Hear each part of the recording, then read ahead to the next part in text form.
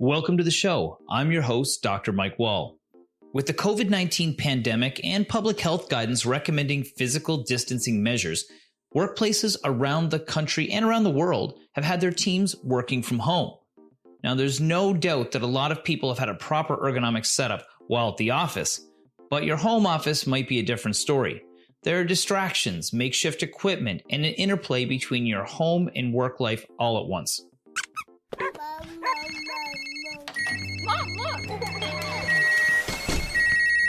Now, organizations are starting to see that this shift to home can lead to increases in injury and just plain old uncomfortable work days. So today we're going to talk with two ergonomic experts who'll walk us through what you can do to make your home setup a safe setup. In the first part of the show, we'll talk with Dr. Diana DeCarvalho, who's an assistant professor of clinical epidemiology at Memorial University and a chiropractor by trade. Her research focuses on the relationship between health and injury, as well as the relationship between lower back pain and sitting. She's going to walk us through why paying attention to your ergonomic setup is so important. In the second half of the show, we'll talk with Erin Bradbury. She's the ergonomics lead at Memorial University and has a master's degree in kinesiology. She's going to help us set up our workstation and make sure that we are in alignment both at home and at work. So let's get to it. Welcome to the show, Diana. Thank you very much for having me. Very happy to be here. No, it's a great topic. It's so relevant right now. People are working from home and they're trying to make makeshift ergonomic setups. But maybe you could give us a bit of background on your research. Sure. Yeah. So I've been involved in ergonomics for a long time, even going back into my undergrad days. I did a lot of consulting and spent most of my time in office ergonomics. And my training is in biomechanics and ergonomics from the University of Waterloo. And so my research has really stemmed from some clinical questions. I'm also a chiropractor. And so when I was in practice, I had a lot of people come see me and they sat a lot and had questions about sitting and their back. So that kind of drove where I started to look at chair design, office chair design, and this idea of sitting and how long should we be sitting? Is it okay for our backs?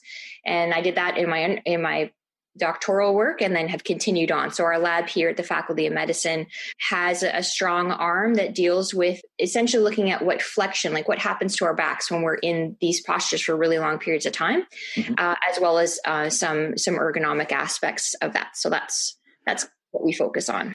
When you think about that, when people hurt their back, it's typically because they didn't bend their knees and they're bending over at the back. So they're fully elongated and they've got this sort of excessive angle at their hips, and then their muscles are stretched so they're weaker and then they get hurt. Is that something along the same lines of when we're sitting down? Yeah. So, and again, it comes down to like our joints don't like being in these extreme ranges. They don't like being hanging out at the end range. And that's usually where joints are going to be a little bit more vulnerable. And you think about rolling your ankle if you're playing soccer, like what's happened is you basically took that joint way past what it's comfortable being, and you end up disrupting and hurting the tissue. And so, I mean, obviously sitting is not going to be so dramatic as that. These are things that happen very slowly. We actually deform, we stretch out. You feel stiff after you've been sitting, but we actually measure in the back, you actually get a little extra range of motion. And that can have some implications in terms of, how well your back functions, the stability, because you may think that you're stiff, but you actually have a bit more range of motion. So I think that most people think that the cure to everything is to get a really expensive stand-up desk or a several $1,000 chair, and that's going to solve all their ergonomic problems. That's definitely probably a part of it. But what are some of the other factors that impact somebody and their susceptibility to injury from ergonomic setup? Well, I think it's worth coming back to this idea of what is ergonomics, right? I think people have a misconception that ergonomics is, the thing, the tool, the chair, the workstation, or this, new handle on my hammer. And ergonomics really is about the interaction of a human and the task they're doing. So it's about that interface. And yes, we have designs that help improve posture, help improve that work experience to optimize work. But it really comes back to the person that's at the center. The person should be central. And it isn't just going to be, the tool or the chair that's going to solve these issues, because it on its own that's not necessarily the issue. For example, if you don't use a chair or use the tool the way it was designed to, it's not going to help, and it may actually harm. And so it really comes down to the behavior that is associated with, the ergonomic change that you're trying to make. And those are really hard to change. Behavior, we know, is really, really tough to modify. Mm-hmm. What are some other behaviors people should add into their day-to-day routine to try and mitigate any risk of injury? Well, that's a really good point. Is I think you need to be listening to yourself. So you got to think about, okay, here's the ergonomic design, but here's the person, and the person can change over time. So, for example, we lose spine height throughout the day. Gravity's acting on us, and we actually get a little bit shorter by the end of the day. Same thing with if you're sitting for a little bit longer. Your body actually changes to the loads and the postures you've been exposed to, and so you will change a little bit. And so we have to kind of react to that. So you have to be listening to your body, listening for those early warning signs of, feeling discomfort or feeling like you need to move around. You should be listening to that. And we should also be striving to have some variety. I think the biggest thing is that it is not healthy to just stay doing the same thing for a long period of time, whether that's lifting, whether it's standing or sitting. Anything we do a lot of without appropriate breaks and without listening to our body has the potential to overload the system. It's easy to think about that in terms of heavier things, heavier work, lifting. We get earlier, faster warning signs that, hey, I'm getting sore. This is too much for me. Some of these, the problem with, prolonged standing, prolonged sitting is those warning signs are a lot subtler and not as obvious that, hey, I might have done something to myself, but I was just sitting. Right. Yeah. You get the really traumatic sort of acute, I pulled a muscle lifting a heavy box, or I bending over to pick up a piece of paper and my back goes, but they can be equivalently painful. You can throw your back out really bad bending over doing the simplest of tasks. I've seen that a lot in ergonomics. So if somebody's going to be taking breaks, what's the recommended amount of time? I mean, they're going to listen to the body for sure, but is there a certain guidance that every X amount of time people should be shifting or moving? Yeah, that's that would be lovely if we had that. We don't. And so the guidelines, if you look at the international guidelines for activity, they're pretty consistent in just sit less, move more is basically what you're going to hear. We could say, every 30 minutes, get up and move. I mean, that's a great recommendation. There's not really a lot of evidence behind that right now. We need a lot more science before we can get to that point. But I think a combination of, everyone's a little bit different. So there are some people that can just sit forever without any real implications. And I still think those people need to move around. And so you need to make sure you're basically hitting your physical activity recommendations for a week. Like if you're doing that and you're good with whatever you're doing, then you're probably fine. Yep. But you got to make sure you get that activity in. For the people that really do have an issue with these postures, I think the biggest thing is listening to them and seeing where their tolerance is, right? If you get sore after sitting for an hour, then you got to back the trolley up and maybe say every 45 minutes, 40 minutes. And you can set timers, you can do things. Everyone gets into writing or into something and they forget how long they've been in that posture. So you need to get creative, and it really, I think, needs to be individual. Mm-hmm. There are some recommendations in terms of, if people are doing sit to stand workstations, to try to do like a 3-to-1 ratio on that. But again, there's not a lot of evidence under that. Yeah. And when people take a break, should they be stretching? Is there any benefit to doing some light stretching, or is it just good to get up and go get a glass of water and move around? Because I feel like when people are working at home, they don't get actually as much activity as they might get in an office. You're walking down the hall to see a colleague, or you're going to the bathroom, which might be 100 meters away. So what should people be doing when they take a little micro break? Yeah, I think this is the big thing. We definitely have to be a lot more mindful of what we can do that, we don't have, you're not walking to and from your car. All this incidental activity that was in our day is no longer there. I think stretches are great. Being mindful of, you may not want to be stretching your back per se, because that's probably already been stretched. But getting out of your chair. So I wouldn't necessarily say just sit in your chair and do some stretches in your chair is enough. I would say being up and out, get a glass of water, because that's going to probably make you have to go to the washroom a little bit more frequently. Yeah. And try to, the one nice thing about this whole work from home bit is that we have a little bit more flexibility. So yes, we don't have the incidental walk to the printer type stuff, but maybe we can take some time to go for a walk. In the morning or at a lunchtime, and really try to do this with more intent. There's a lot more home exercising, all these web-based classes that have started up. I started doing online Zumba because, never used to make it to the gym to go to a class. So I think there's some creative ways that we can actually get more activity in our day, but we do have to be mindful of it. That's true. And we had some folks on recently that do online wellness and fitness classes, and they're going gangbusters. And I work out every morning with my workout partner on Skype. And a lot of the time in our world, we have to read a lot. And so I have an exercise bike in my office that I can read my papers while I'm on the bike for 20 minutes, and I can fit that activity in. So yeah, you're right. We just have to think about things differently. What's the most dangerous words in business are we always did it that way. Maybe it's the same for ergonomics. We're here talking at-home ergonomics with Memorial University professor Diana DeCarvalho. We'll be right back after this break. Welcome back. We're talking at-home ergonomics with Memorial University professor Diana DeCarvalho. She's an expert in ergonomics and low back pain. Let's see what she has to say in the second half of our interview. You do research in this field. What are some of the things that you found are the biggest misconceptions, or some of the things that you found that were most, interesting to you as a researcher when it came to the field of ergonomics? I think it's how complex things are. So, we can look at things from a research point of view on is this new design actually going to have theoretical, make a change in posture, do a change in this. And we can find, it actually does. You throw that into the field and you actually put it in a real world scenario, and it gets a lot more complicated because people's behaviors are just so unpredictable. There's more to it. It's not just the design. It's, we have physical ergonomics, but we also have, organizational, cognitive. There's all these other factors that come into it. So I think that the surprise has been it's not just straightforward in terms of, this should work, but is it really going to work in the real world? And I think that comes down to just having to think more creatively on how is this product actually going to be used? Is it intuitive? Are people going to know how to make it work the way you want it to? So there's all these other aspects that are always there when we're talking about interventions. It's no different than anything else. It's just a lot more complex. And for the people that are saying, I got a bad back, or I've got a sore, shoulder, I'm just going to get an ergonomic assessment. That's going to fix it all. What would you tell those people about their role in mitigating the pain, especially with a background as a chiropractor?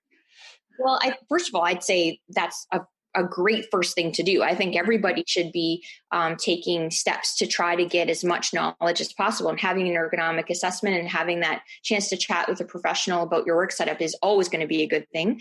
But you're right. It's not, again, if you think again, ergonomics, it is the workplace, but it's you. You are, as the worker, as the central piece to that puzzle. And I think clinically as well, and we're talking a lot more about patient-centered care right now, it really does come down to you as an individual playing a role in making things better. And this goes both in terms of ergonomics, you can have things be set up, but there's no magic bullet. There are definitely behaviors that we all need to focus on to try to make that equation work optimally. And then same thing from our clinical health, right? We know back pain is not something, there's no silver bullet. There's no magical way to approach this. And, the passive things that can be done they're not necessarily just going to solve the problem. So being active and taking an active role in, how we think about our pain, how we think about function, and making sure that, again, it really comes down to activity, and exercise has a lot of evidence behind it, and playing an active role in whatever the plan of management is with whoever you're seeing, that you actually have a really active role that you need to play, again, to make that equation optimize.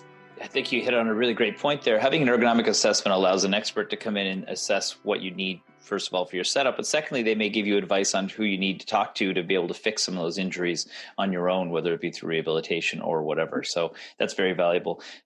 So say I'm at home and I don't happen to have the most high-tech ergonomic equipment kicking around. How can somebody make a relatively effective stand-up or sit-down workstation from the comfort of their own home? Yeah, and this is something I had actually a lot of experience in, because when I was in practice, I was actually on a university campus. So most of my patients were students who didn't have necessarily money or have, an ergonomic assessment directly. So we had to get really creative. And I think that's basically what it comes down to at home. There's a lot of things if you just keep in mind the basic principles of ergonomics. And that is basically minimizing awkward postures, minimizing durations, and minimizing forces on your body. Now, when we're dealing with office stuff, your forces are generally low. They're generally your own body weight. So you really want to focus on duration that you're in the posture and a setup that is going to minimize any awkward situations. So you don't want to be overly flexed. You don't want to be turned over here and having your neck cranked. You basically want to keep as neutral posture as possible so that your neck is straight, not forward, so that you're able to keep your arms fairly neutral. And so in terms of a chair, I would just be mindful of something that's either too hard or too soft. So you want to be a little bit of Goldilocks, right? You don't really want to be sitting on the couch because, as I mentioned before, your body deforms, but the couch also deforms, and you can actually sink into a more flexed posture than you think you are when you started. But also, we all know the kitchen chair after a long period of time becomes sore, and that can also have compressive effects on some of the nerves and our tissues in our body. So we want to be mindful of that. So you want a bit of a cushion, but nothing too soft. Ideally, you want things that you can adjust, right? But we don't always necessarily have an ergonomic chair that's adjustable.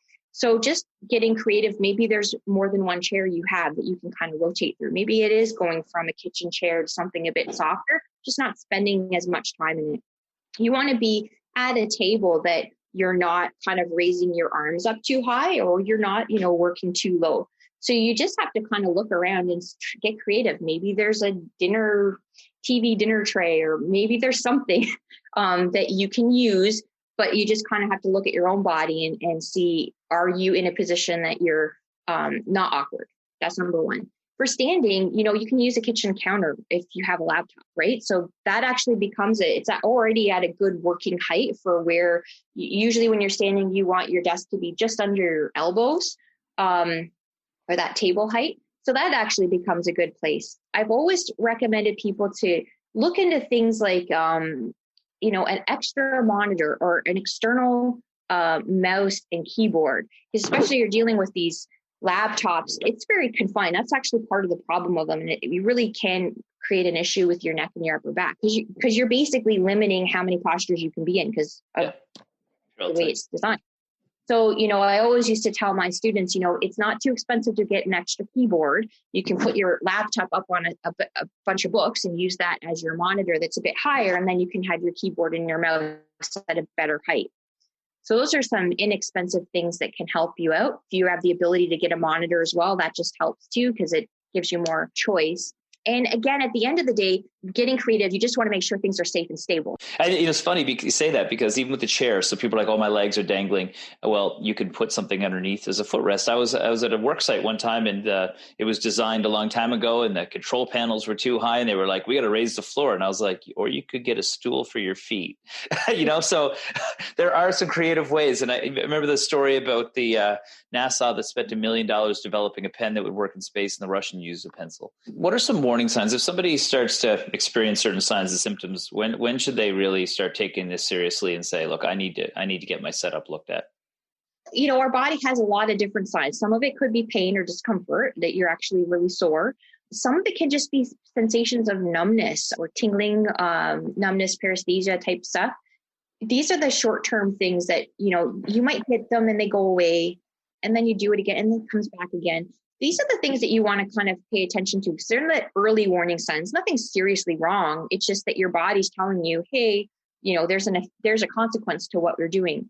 If you leave things for too long, then you start getting symptoms that last for longer periods of time. Now they're not just going away. You're still noticing them the next morning and they start to accumulate and get worse. And those are always the things that we want to avoid because our body is complicated, how complicated anatomy is. And once we start to get these, lasting effects, then we start to move differently. We start to use our bodies differently. And then it's a bit of a cascade and we want to avoid going down that road.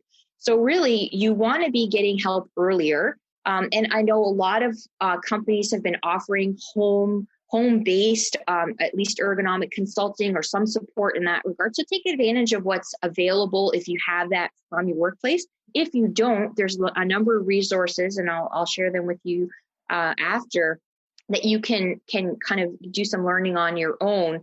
But you want to be listening to those early warning signs. You hit the nail on the head. Actually, what are some of those resources? Because I think that's something that people could really take advantage of right now. Sure. So tons of people are in the same boat, right? We're all kind of working from home. So there has been a number of resources that have been developed. And you always kind of want to focus on, organizations that have some evidence behind it. You'll find a lot of help online, but you want to look at where this information is coming from. So I noticed that the Workplace NL actually has some resources on their website for, office ergonomics, which can be modified if you're at home. You just have to apply the creative brush to it. In Ontario, there's the Center of Excellence for Musculoskeletal Disorders, CREMSD, and they also have some resources on their website. In terms of just trying to be active and healthy, I know the Canadian Chiropractic Association has a stand-up app that you can download it to your phone that just has nice evidence-based exercises and movement strategies that you can guide through to be more active. I'm pretty sure most of the manual therapy organizations have something like that out there. And that's really what you want to be looking at, is information and resources that have been put together with some evidence behind it, so that it's... Well, I think that's extremely valuable information. I think everybody's in the same boat, like you said, and hearing it from an expert like yourself is super helpful for folks to be able to sort of demystify something that can be a little bit complex for a lot of us. So thanks so much for taking the time today. Thank you very much. Well, that was Dr. Diana DeCarvalho, who's an ergonomic researcher. When we come back, we'll talk with Erin Bradbury, who's an ergonomist and runs the Memorial University Ergonomics program. She'll share all sorts of tips on how you can set up your workstation at home, including some creative ways to avoid workstation injuries. We'll be right back after this break.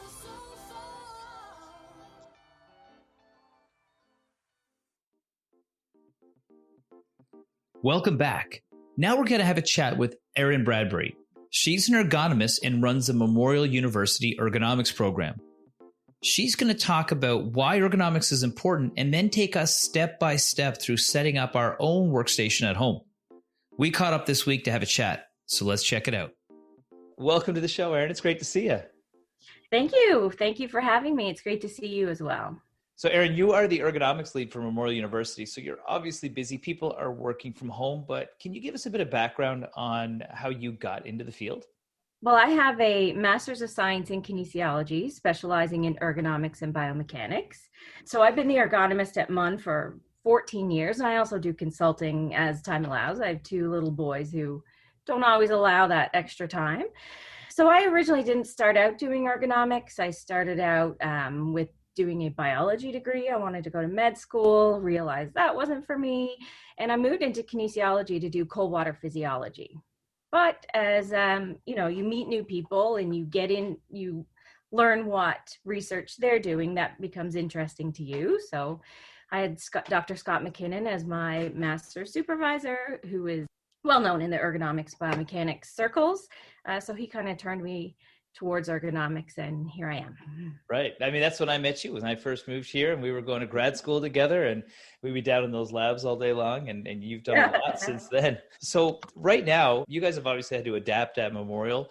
What are some of the big challenges you're finding with people working from home right now? The biggest challenge, especially at first, was equipment. So we didn't have the time to plan and see what this mass exodus from campus to our individual homes would look like, and work out the logistics of getting equipment there. So at the beginning, it was very much people just wondering, what am I going to sit on? What am I going to lay my laptop on? So we had to get pretty creative. I don't know how many times I've said, it's not a time to be fancy.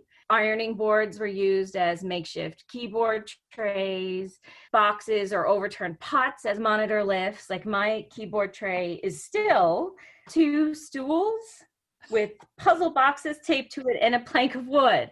Amazing. But even when we figured out the logistics of getting equipment, this works. It's the right height. It's not fancy, but neither am I. So at the beginning, it was definitely what are we going to use? What tools can we use to set ourselves up correctly? And now we're seeing a lot of increased discomforts in the neck, shoulders, jaw area, which even though they're set up very well, just stress. We tend to hold our stress in our neck, our shoulders, our jaw. It's a stressful time for everyone. We're trying to figure out what our job now looks like. There's a lot of uncertainty about when we're going to be able to be back in our office, or when life is going to go back to normal, if it ever does. So people are tending to hold their stress. So no matter how well you're set up ergonomically, if you are clenching your muscles statically for extended periods of time, you're going to feel those discomforts. Mm-hmm. Yeah, people don't realize that when you're stressed, our body manifests stress physically, because that was how we responded to it for years. So we clench up our muscles and we compress our nerves and our veins, and our blood pressure goes up and stuff. I was going to ask this later, but I'm going to go right to it. We're going to talk a lot about ergonomic setup today. Like, how do we set our chair and our keyboard and all those practical, very legitimate things. But one of the things I think people are really struggling with is, how do people control all the external factors when you're home? You got kids and you got dogs and you've got noise and you've got all these other things happening around you. Like, how are you dealing with folks and the distractions at the home work office? Yeah, that's always, and it's very varied. So right now I have a dog who is very quiet. He doesn't bark. My kids are at school. I can devote my attention to you. In April and May and June, when my kids were home and I was still trying to get them to be students with me, their teacher, and that's not my calling, it was a lot harder because I did have distractions. I had to make sure they were fed. I had to make sure they were doing their work. So I found it a lot more stressful then. So our individual home lives are also very, very different. Some people need a bit of distraction. So I find sometimes if it's too quiet, so if I wasn't talking to you and I was just writing reports, I'd maybe listen to VOCM online, or, have a TV or something on in the background just to give me some distraction. Because when we're at the office, people will pop in. Like, I'm used to having those distractions. So carve out a spot for you in your home, noise canceling headphones if needed. If you can close a door and put a schedule on your door so your family members, your kids know, okay, during this time I'm doing this work, then that does help. But distractions are natural and can actually help us, remind us to get up and take a movement break as well. Mm-hmm. So when I hear the buzzer of my laundry done, that's a reminder to stand up and go switch over the never-ending laundry pile. So some distraction is good, but if it's too much, then really you're going to have to work hard to find a schedule, find a quiet spot in your house somewhere. It might not be where you would normally put a desk, but if you have an unused guest bathroom downstairs and you need to go read something, go stand in there and read. Do what you have to do to get that bit of peace. That's a great idea. Yeah, I turned my spare bedroom into a home office, which is where I'm talking from right now. And it's great. If you've got extra room that wasn't being used, you realize, hey, it's my gym and it's my office right now. But I think that I think you made a good point there that, it's not just about having complete peace and quiet, because we're in the office. It's not peaceful and quiet. And people like us have very social jobs. We're interacting with people, and that can be something that can lead to stress if you feel isolated as well. So I think that's a great point. So there's going to be a lot of people listening that are trying to set up their small business, for example. They're not all the size of Memorial University. Maybe you can walk us through what you've done and some of the things that smaller organizations can do to make sure ergonomics is part of their sort of safety. A well-developed ergonomics program is really important, not only from worker safety and productivity, but from a company's bottom line as well. So research has shown that while a lot of people think ergonomics is expensive, aspects of it can be, but your return on investment is very high. But I understand a lot of people don't have money to put up front towards, people think ergonomics, they think fancy chairs. A lot of times, if you have your ergonomics program early on, before injuries have been setting in, you're going to prevent the need for some of that more expensive equipment.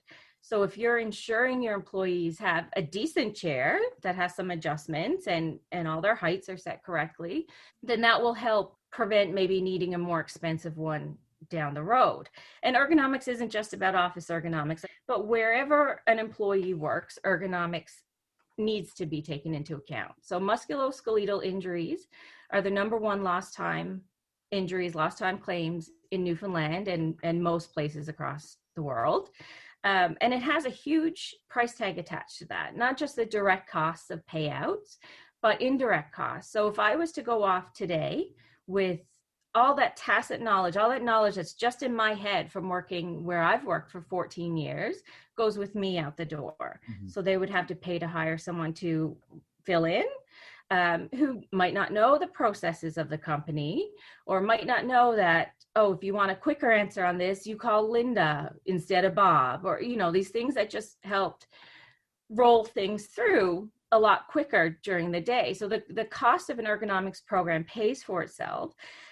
Workplace NL has a lot of great information on setting up ergonomics programs. Well, let's talk through some of those things you would do for folks, because, you know, some people at home, they don't have access to somebody who's got as much experience as you to be able to walk them through how to set up their ergonomics. So take me through setting up my workstation at home with whatever I got around the house. What would you start with in the checklist? Okay.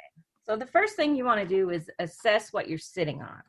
So when you're sitting down, you want to scoot your bottom right back to the back of the chair and make sure your back is touching the backrest, and see how many fingers are between the back of your knee and the front of your seat pan. So ideally we want 2 to 3. If you have an adjustable chair, usually those seat pans can pull in and out. If it's too deep or too shallow, then there can be some circulation issues. So that's when a footstool will become more important, and we'll get into that. So the next thing, when you're sitting up straight with your back against your chair, your arms at 90 degrees, rested close to your body without having to shrug up your shoulders or pull down. If you have armrests, they should be at that height to allow you to keep that position. The back of your chair, so we all have that lumbar, that low back curve. So if you're sitting on your chair and there's nothing filling in that hollow in your low back around your belt line, then you can roll up a towel, roll up a sweater, stick that behind you just to keep that curve. So now with the height of the chair, so the heights are really, really important.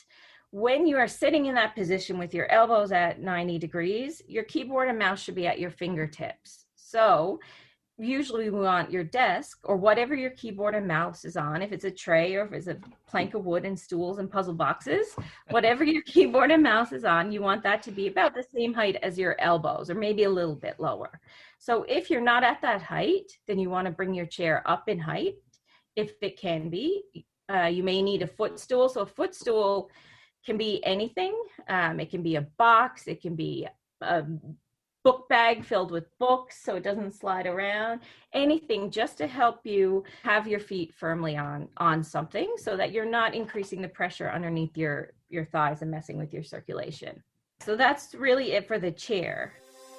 We're here with ergonomist Erin Bradbury as she walks us through how to set up our own home workstation. We'll continue with the rest of the ergonomic self-checks right after this break. Welcome back. Before the break, ergonomist Erin Bradbury walked us through how to set up our office chair. Now she'll take us through the other ergonomic adjustments we can make to our own home workstation. Okay, now what will we look at next? Next is, so the keyboard and mouse should be on the same level. Sometimes people will put the mouse on top of the desk. That should be on the same level right in front of you and as close to the edge of your desk as it needs to be for you not to reach forward. So you want your upper arms perpendicular with the floor so that you're not reaching forward. Because if you're reaching forward, the rest of your upper body is gonna come with it, and you're gonna move away from the back of the chair back. Mm-hmm. So then it's your monitor. So the typical guideline for monitors is top of the screen at eye level. So for me, I do that on a very individualized basis because there's several things that can change if that worked for someone kind of drastically. So if someone is wearing bifocal eyeglasses, what tends to happen is they tip their neck up so that they look down through the bottom of their glasses. So tipping your neck up not only is bad for the muscles, but our circulation in our neck as well. We need oxygenated blood to go to our brain. So if you're wearing bifocals, lots of the times the monitor needs to be down lower so that you're not tipping your chin up. But also some of the programs we use on a daily basis are very different. Not everyone is using the standard Microsoft Word, Office, Excel. Like, we used to typically use the same programs. There's a lot of engineering programs or finance programs where the bulk of what they're looking at is closer to the bottom of the screen. So if I set up the top of the screen at eye level, they're going to spend most of their day in a flex position looking down. So it really goes on what programs you're using. So how I get people to set it up correctly for them is I tell them to look at what their chin is doing. So if when you're typing, your chin is up, your monitor is too high and it needs to come down. When you're doing computer work and your chin is down, your monitor is too low and it needs to come up. We want to stay in a neutral neck posture for as much as we can. Mm-hmm. Okay, so we got chair, we got keyboard, we got mouse, we got monitor. And so, I'm looking at my monitor. I got a larger screen because I do a lot of graphics stuff. And so it's bigger. So it's harder for me to have at the top eye level because there's just so much down below it. So I can see that. And a lot of people have double monitors as well. So what's the rule with that? Right. So usually the bigger the monitor is, so the typical guideline for distance of monitor is about an arm's length away. Again, that depends on vision issues. With the larger monitors, I ask people to put it kind of as far back as they can without having to lean forward or strain their eyes to see it. So when you have a large monitor, it's like sitting in the front row of a movie theater. They're never the first seats to go because there's a lot of neck movement to pan from one corner to the other. So you don't want to sit too far away that you have to lean in and strain, but we can't always follow the same guideline that was developed on a small 19-inch monitor for distance. Mm-hmm. With two monitors, the same thing, you want it back a little bit further, but the placement of them, you have to look at the percentage that you're looking at one versus the other. So if you're using them equally, then you want the split to be in the middle of you and then slightly angled towards you on each side. So that will accommodate the eye angle and you won't be spending more time looking in one direction versus the other direction. If one of them is your primary monitor and you're using it 80 to 90% of the time, then that one should be right in front of you and the other one angled on the side as close to that monitor as it can get. Because otherwise you can develop a muscle imbalance. If you're always looking to the left for 8 hours a day, then that can throw some things off. Now, just now we've got everything set up properly. Let's get if we could get really picky on stuff. But what about lighting? Because I know that people are set up wherever they possibly can, but I know lighting can affect screen glare and eye strain and things like that. Absolutely. And lighting also is something that's very subjective. Usually, personally, I don't like any overhead lights in my office. I turn them off. Some general rules that we try to go by is you don't want a light directly above your monitor because that can cause glare and eye strain, but you also don't want to sit directly in front of a window if that window is open. So if I was looking at you and there was a window behind you from my position, then that's a competing light source. So our eyes will be strained because they'll be trying to accommodate both of those. You want to make sure that any lighting you have is not harsh and that it does illuminate any papers that you're using. But our monitor is its own light source, so we don't need anything shining on the light source. And also playing around with your brightness and contrast levels on your monitor if you're finding it too bright can help. And there's a 20-20-20 rule to ward off eye strain while at the computer. So every 20 minutes, focus on something 20 feet away for 20 seconds. So for me to sit and look at my computer and to focus at this distance, the muscles in my eye have to contract at a certain length. So if I'm keeping them contracting, it's the same as where we talked about earlier, not squeezing your shoulder and your neck muscles for a long time without giving them a break. So you want to focus on something a different length away to allow them to contract at different lengths. That's interesting. And let's stay on that muscle strain side of things. I know that you do a lot of stretching, not only with people in office settings, but also in industrial settings. What are some tips for stretching, keeping our body limber? So you want to warm up first. So if you think of our muscles as chewing gum, if I had if I was chewing some gum now and was asked to, stretch it out, it would be easily able to do that. But if I found a piece underneath a table, I do have 2 boys, hopefully not though, stuck underneath a table and it was cold, then it is a lot harder to move. So you want to warm up first. And that could be, if you're working from home, you might, just walk up and down some of your stairs or march on the spot. So you really want to warm up those muscles first. And with stretching, in some of the industrial settings, we get them to do a big block of them at once. But if you're in an office setting, do a few of them maybe every 20, 30 minutes. Like pick 2 stretches and do it throughout your day to help ward off. It allows you to move, which is the most important thing you can do, but also be aware of where you may be feeling aches and pains. So if every time you go to do a stretch, you're wanting to do a neck stretch because that's what's bothering you, then maybe you can find out, well, why is my neck bothering me? Mm-hmm. All right, Erin. So, people don't have optimal equipment sometimes. You talked about your keyboard tray of 2 stools and puzzle boxes. What were some of the most creative tools and things people have used to make themselves ergonomic at home?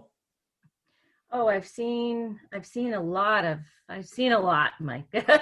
People are so creative, and it amazes me every time. I know I mentioned earlier, like pots upside down.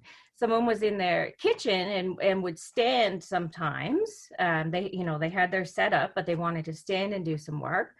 The countertop was too low for them, but their microwave was on their counter. So they popped their laptop on top of their microwave. So that was that was creative. Ironing boards have actually become, I have a new appreciation for ironing boards. Mine is never used for ironing.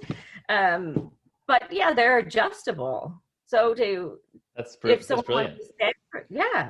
People are standing using ironing boards or sitting using it as a tray. Lots of little shelves and boxes that people have used. People are really, really getting creative, and but it's helping. I tell them it's not a time to be fancy; it's a time to be functional. So. Mm-hmm. Well, I think that people learned, on the extreme version of it, that working from your couch or working from your bed does hurt your body after a while, and that they need to start sitting up straight and having a nice surface. So, no, that's great. I think that, creativity is good. You don't have to be fancy. That's a huge message for people, making sure folks are stretching and moving around, and also finding the right balance for them to feel like they're engaged, but also not distracted. Those are all really, really great tips for folks. Thanks so much for taking the time today to chat with us. That's great information. And it's nice for people to have access to somebody like yourself who does this so often and knows so much. So I really appreciate you being on the show today. Thank you, Mike. Thank you for having me.